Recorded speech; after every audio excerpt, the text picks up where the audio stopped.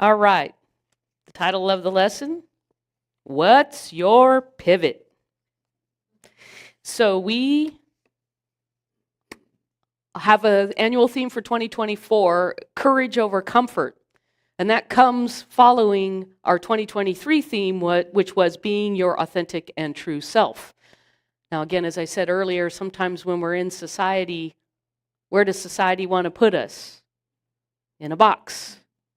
And therefore, sometimes it becomes very, first of all, recognizing how we want to express, and then having the courage to express, however that may be for you. And so for our bookmark, our first book for the first 2 months is The 4 Pivots, Reimagining Justice, Reimagining Ourselves by Dr. Sean Ginwright. And CSL Home Office, Centers for Spiritual Living, has invited all Centers for Spiritual Living to read the book and actually hosted the author in a webinar, and thanks to Crystal Lively for sending that along. So you can, if you're interested, we can get you where you can learn more about him and what inspired him to write this book. And I think the fact that he talks about reimagining justice, reimagining ourselves, is healing those parts of us that need to be healed in order for us to shine as we were meant to be when we came. Now I'm going to quickly go over the 4 pivots and then I'll go into them a little bit deeper. But first to start, pivot number 1 is from the lens to the mirror. And he talks about reflection, truth, and clarity. The second pivot is from transactional to transformative. For instance, when you walk into a grocery store, you have a transactional relationship with the person at the grocery store. But you can make it transformative by caring, being vulnerable, look them in the eye, recognize them, and giving a sense of belonging. We belong together. Pivot number 3 is from problem to possibility. And he talks about perspective, how we look at possibilities and our outlook in life. And pivot number 4 is from hustle to flow. And he talks about flow, rest, and the wild or the wilderness. And the wilderness to him is climate change, poverty, sexism, homophobia, transphobia, racism, and lots of other labeling and fears that tend to be projected in society. The 4 pivots are meant to be guideposts in our journey through this wilderness. The 4 pivots stand as the moral and ethical, I'd also add spiritual, architecture for future movement building in our progress towards justice. It does require to be unafraid, courage, to prepare ourselves, and to learn to be still in the wild. Okay, pivot number 1, from lens to mirror. What do we do when things in our world, our personal life, are not going well? Maybe it's relationship, maybe it's a project, some kind of creativity, a job, some life expression. Our tendency is to look out of the lens and then blame or see what's wrong or criticize or judge. It tends to then be an us versus them. We don't have that problem in society, do we? And it's hard not to get caught up in it, us versus them. But we can also look in the mirror because the only way out is in. I love that. The only way out is in. If we're brave enough to look in the mirror, courage, to look deeply at our beliefs, to become aware, to reflect on the truths, and then seeing ourselves, and are we embracing and embodying the truth that we know in our oneness, our wholeness, and then to do the work of healing and aligning ourselves to that greater truth. And this is a never-ending process. I emphasize process. Like building a muscle. You don't say, I want to be stronger tomorrow, so I'm going to build the muscle today. It's a process. It's a practice. And that's why we're all here. To do our spiritual practice. That spiritual practice could be kindness. That spiritual practice could be compassion, empathy, greater connection with even the people at the grocery store. He also talks about true sight is both hindsight and foresight to get insight. Love that. And yes, true sight is hindsight and foresight to get insight. Because the only way out is in. He asked lots of questions. And I invite you, if you haven't gotten the book, to get the book and ask some of those questions. I have some quotes today, just because I can't say it any better, I feel. He says, real, lasting social change requires that people not only struggle against existing institutions, or what I would like to say society's loose rules and judgment about who we should be and how we should be. People must make a philosophical, spiritual leap and become a more human being. A more human being. In order to change and transform the world, they must change and transform themselves. Beautiful. Now, one thing that totally matches up with Science of Mind, he talks about that we need to do look at the big picture. And what tends to happen to us in life is we're walking around, life is happening to us, sometimes we react, and there is 360 degrees of the ways that we can see things that happen in our life. But all of a sudden we get fixated on a particular issue or problem. And then we start like chess pieces wanting to move things around. They should do this. This should happen over here. We start wanting to change the things out here from lens to mirror. Where does the change need to happen? How can I change the dynamics, the energy, the emotion, the exchange with what it is that's not feeling good to me? Because that part that's not feeling good to me is just a message, just a road sign, if I'm willing to look at what that road sign is trying to say to us. So he talks about, he doesn't use this, I learned this at a leadership conference, chin up. Chin up. What I've interpreted that to mean for me over the years after that leadership conference was, I know there is peace, power, beauty, joy, life, light, you name it. I want to start chin up. I want more love. I want more joy. And then you say, okay, I want more joy. But then pretty soon we're getting lost in the journey of, well, that's not joy, and pretty soon we're back into the details. It takes time, and he specifically talks about that, of knowing specifically what you want, but not dictating how it's going to happen. So spending time in your imagination, the power of imagination is the power of creation. We have that power, but we don't spend a lot of time there these days. From lens to mirror. All right. Can I have all the lights turned off? Reverend Connie, did you notice that I changed something in the room?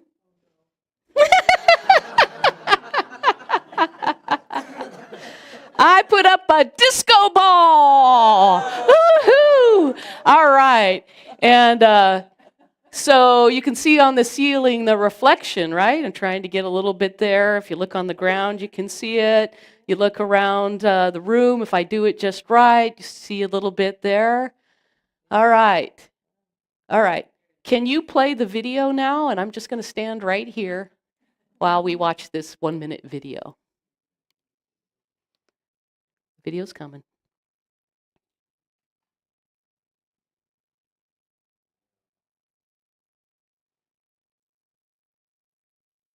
Oh, we need the sound. Start it over.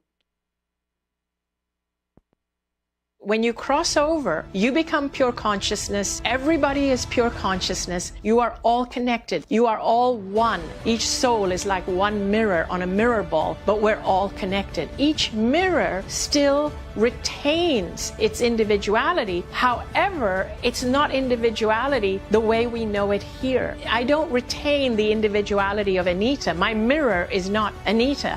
My mirror is every life that this soul that is currently Anita has ever lived. And I could have been a man in some lives, a woman in some lives. I could have been a mother to children, a daughter, a brother, a sister. My soul, when I leave this body and become my soul, that soul will identify with every life I have lived.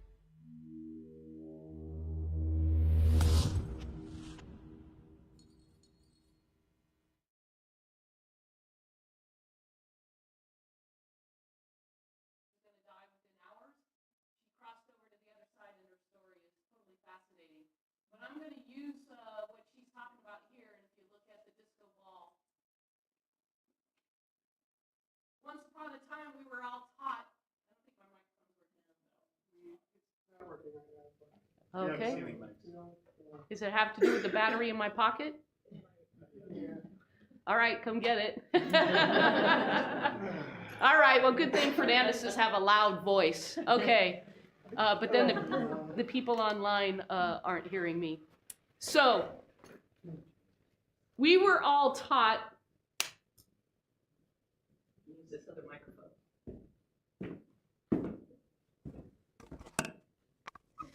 We were all taught Newtonian physics, which basically said there is energy and there is matter. But then we started studying the energy. And we found within the molecules, atoms, within the atoms, protons and neutrons. And what did we end up discovering after we studied all of that? There's a lot more space than there is matter. And it's really just a bunch of energy rolling around inside each atom, which means we're all just a bunch of energy. So then you say, well then, how come I see you and I see me?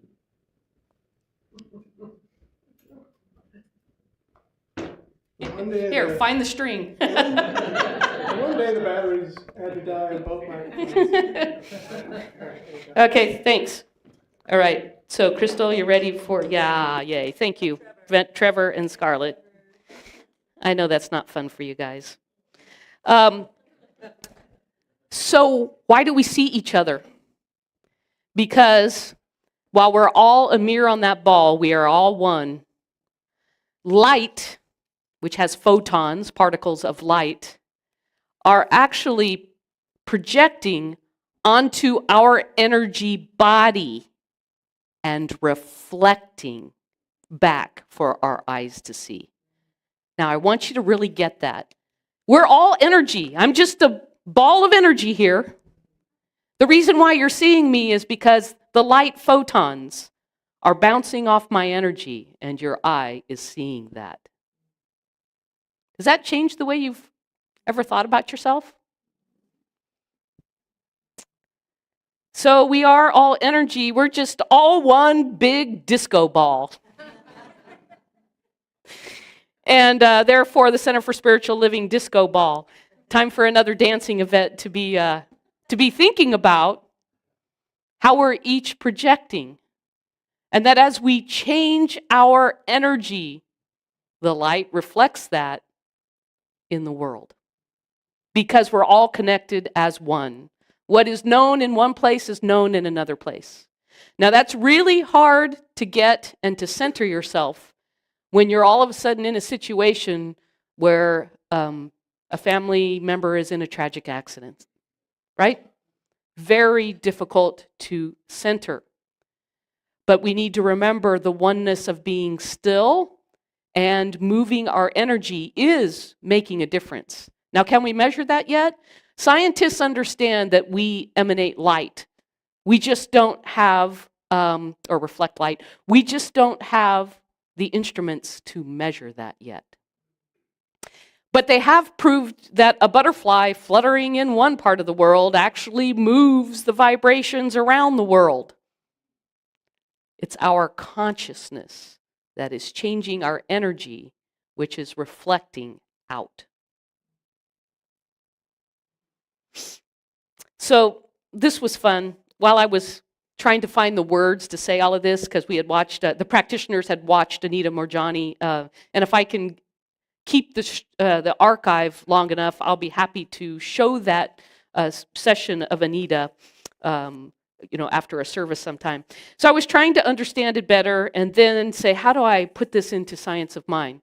Now, Scott, I'm not talking to you. How many of you have actually used AI yet?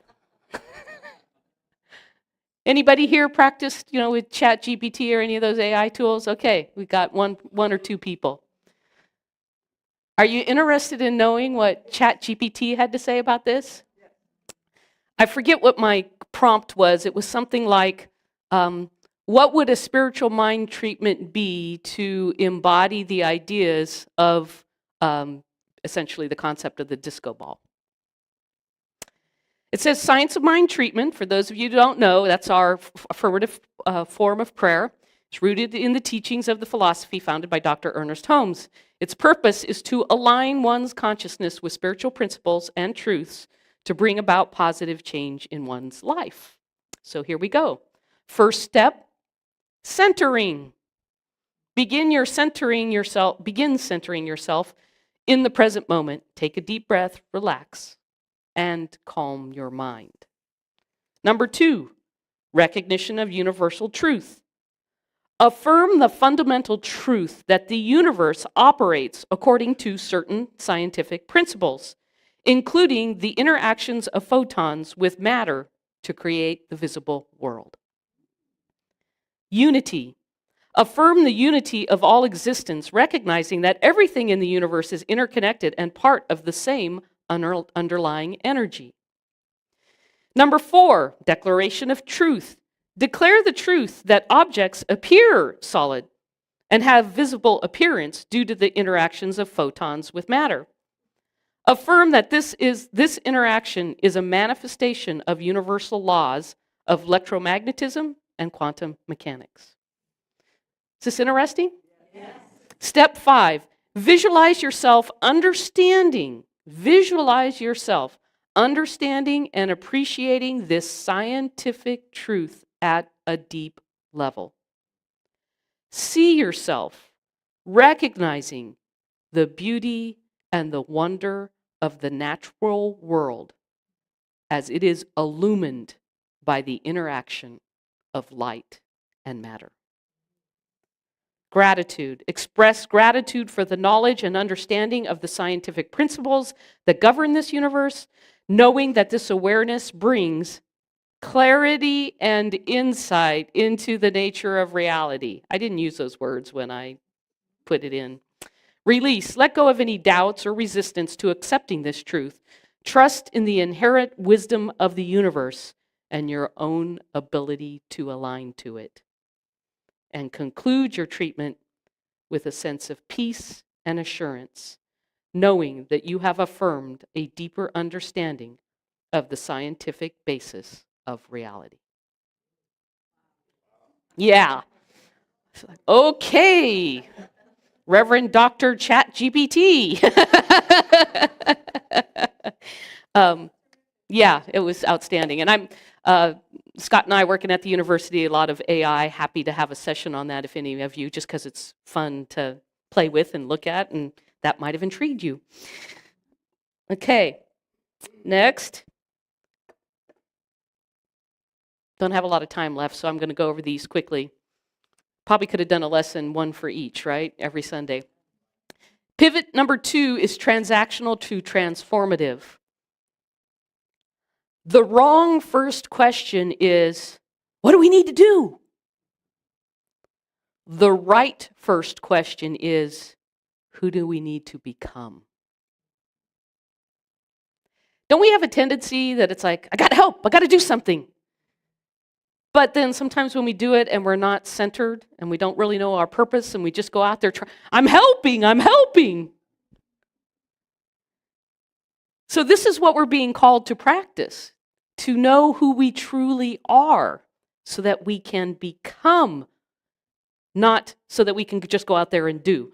Now, of course, the news, talking to folks who may not be attuned, they see the drama, the trauma, the fear. The headlines are about othering, dividing, labeling, which basically dehumanizes humans. I know that at one point I read something that said scientists know that if they talk about a particular person and they give characteristics and describe them being in some kind of accident versus 1,000 people being killed in war, guess where more empathy will be? The one person. Because 1,000 is a number that we just can't comprehend that way. So we tend to use these labels and dehumanize humans when really we want a transformative relationship. Our proximity and capacity to get close to others gives us the handles to work on our ability to create belonging across differences. It's not easy, but may be the only way to point to transformative values in society. So who are you being? If we want social justice, we want to create transformative relationships, which includes individual care, interpersonal care, and practicing caring as an act of courage when we walk into the world and society as we do what we do each day. Pivot number 3, from problem to possibility. Looking at perspective, possibilities, and outlook. Now, we love problems. We spend more time looking at problems and thinking about our problems than imagining new possibilities. And then if we imagine new possibilities, we tend to do that by ourselves, not to bring a unifying vision of the possibilities. So again, we go back to this amazing power that we have called the imagination. And he's very specific, saying, am I for anti-dark or am I for light? Am I for anti-land or am I for water? Am I anti-hate or am I for love? In other words, the antis are focusing on the nots, which gets us more knots. So we need to focus for ourselves, get clear, and vision together the possibilities. That's not a typical conversation. I mean, even amongst us, I don't walk up and say, let's imagine, and then put up a topic and say, let's talk about imagining peace, whatever that means, justice. So for pivot number 3, it's lean into the practice of possibilities. And pivot number 4 is from hustle to flow. Really poignant point about, rest is not a privilege. And again, I just use TV or internet as examples of, oh yes, those that are rich can take vacations in beautiful places. But those who are trying to make a living need 2 or 3 jobs in order to get by. Rest is not a privilege. And nature shows how to rest. Farmers know to rest the soil. I so love that when I talked to my mom last week, as she moves into being a widow, she is negotiating with the farmer who's going to lease her land. Now, she's been on dairies and farms all her life. And so I just smiled in my heart. She's telling me that the farmer that she rented the land out to, who did sweet potatoes, did not put in the subsoil he needed to get the better harvest out of the oats that he planted. And now he's got a whole corner that's not going to produce anything. I'm just smiling. knowing the ways of nature, being still in the wild. Being still in the wild and not getting caught up in the chaos, the fear, and the labeling and dehumanizing. All right, I'd love to go on. It's a rich book. If you haven't gotten through it yet, I hope I've enticed you to get through it. I'm going to wrap up the book part, and then I'll do one other thing. The last paragraph is, in our dance through the wilderness, we come to realize that transformative justice is not so much about left or right politics, progressive or conservative policies, nor red and blue states. These are the old, institutional, binary political configurations. Binary, black and white, yes and no, that keep us lost in the woods, circling without a map of where to go. There is a third way, and it's neither left or right. You want to guess where it is? Up. The third way is an evolution in collective consciousness that transform how we relate, interact, work, and play together. In our journey to create a more just world, all of us must learn to be more human and lean into the courage to create a world based in love and justice. Now let's go into the wild together without fear, knowing that collectively we are destined to find that there never was a wilderness at all. Good book.